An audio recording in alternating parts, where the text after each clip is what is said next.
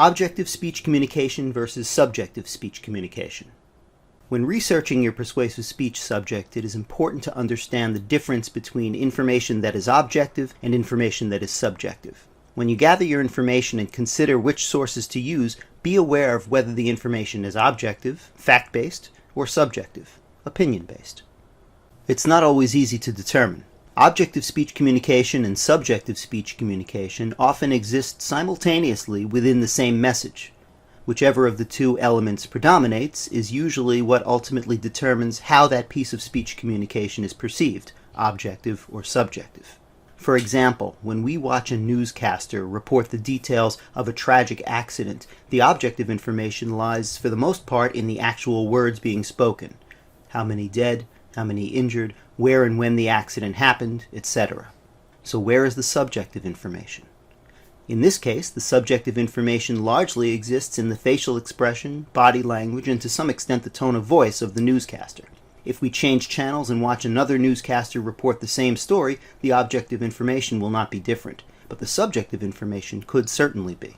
This is an example of the objective aspects of speech communication being predominant, and so even though there is some subjective information there, total message is considered objective speech communication. So a newscaster's delivery of the news is an example of objective speech communication.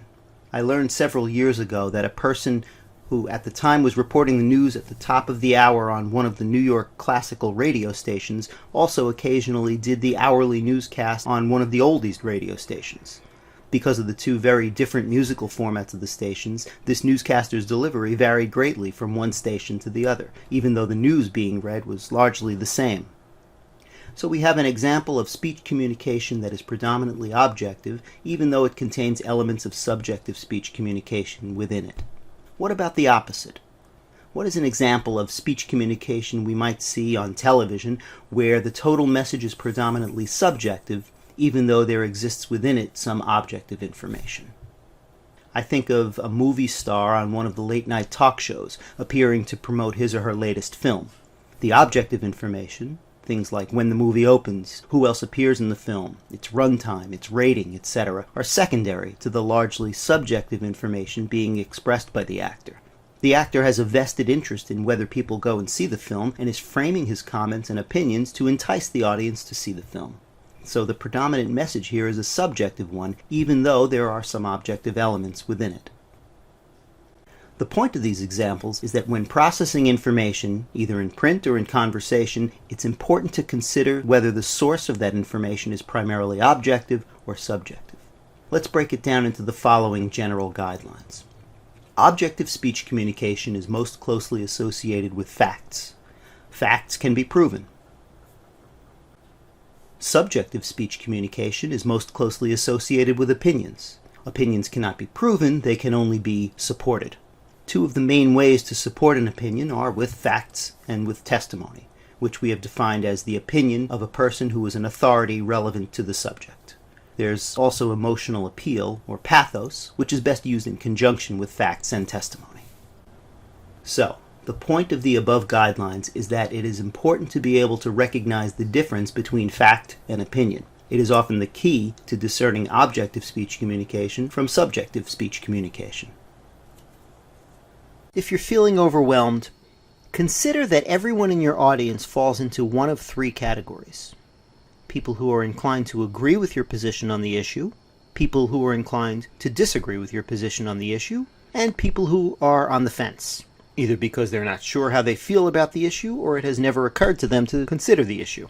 I suggest you go after the people on the fence.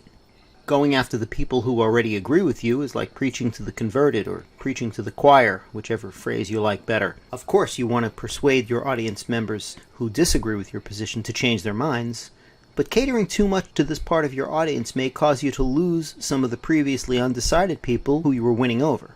The people on the fence might even be the largest group in a given situation. But even if they aren't, it's still best in your approach to envision targeting, going after that segment of the audience specifically. Why? Because in most cases, if you convince half of the people in the on-the-fence segment of your audience, you've succeeded wildly. Let's consider two examples. One in which the on-the-fence group is the largest segment of your audience, and one in which the on-the-fence group is the smallest segment of your audience. Example number 1. The on-the-fence group is the largest segment of your audience. You might not have any way of knowing the breakdown of your audience in advance, but for the sake of this hypothetical example, let's assume that even though you were unaware of the makeup of your audience, that their positions on the issue broke down like this. The percentages at the beginning of your speech presentation were as follows. 30% of your audience disagrees with your position. 30% of your audience agrees with your position. 40% of your audience is undecided or on the fence about the issue. If you persuade half of the on-the-fence group in the audience, look what happens. The percentage of people in the audience who disagree with your position remains at 30%. The percentage of people in the audience who are undecided, or on the fence, about the issue drops to 20%. The percentage of people in the audience who agree with your position rises to 50%. To accomplish this with an audience of 30, all you would have to do would be to persuade 6 of those people who are already undecided about the issue. Let's look at an example now where the on-the-fence group is the smallest segment of your audience. Again, you might not have any way of knowing the breakdown of your audience in advance, but again, for the sake of this hypothetical example, let's assume once more that even though you were unaware of the makeup of your audience, that their positions on the issue broke down like this. The percentages of the audience at the beginning of your presentation, 35% of your audience disagrees with your position. 35% of your audience agrees with your position. 30% of your audience is undecided or on the fence about the issue. Now, if you persuade half of the on-the-fence group in this audience, look what happens.